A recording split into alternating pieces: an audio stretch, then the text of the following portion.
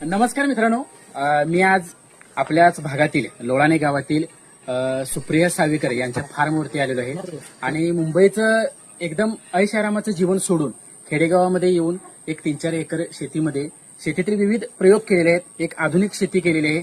त्याचबरोबर शेतीला जोडधंदे, शेतीला पूरक असणारे व्यवसाय सुद्धा सुप्रिया सावीकर यांनी केलेले आहेत आणि त्यांच्या फार्मची आपण माहिती घेणार आहोत. त्यांनी राबवलेले काही प्रयोग आहेत, या सगळ्यांची आपण माहिती घेणार आहोत. तर व्हिडिओ शेवटपर्यंत पहा. जय शिवराय शेतकरी मित्रांनो, मी सुप्रिया. शेतीपूरक व्यवसाय म्हणून आपण कुक्कुटपालन करतो. एका कोंबडीपासून सुरुवात केली होती. आता आमच्याकडे किमान मोठी 200 आणि बारकी लहान पिल्ले 300 आहेत. ज्यांना कुणाला गावठी पिल्ले हवी असतील त्यांना मिळतील.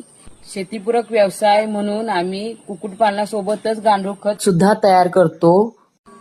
हे अंडी उबणी यंत्र आहे. याच्यात आम्ही प्युअर गावठी कोंबडीची अंडी ठेवतो.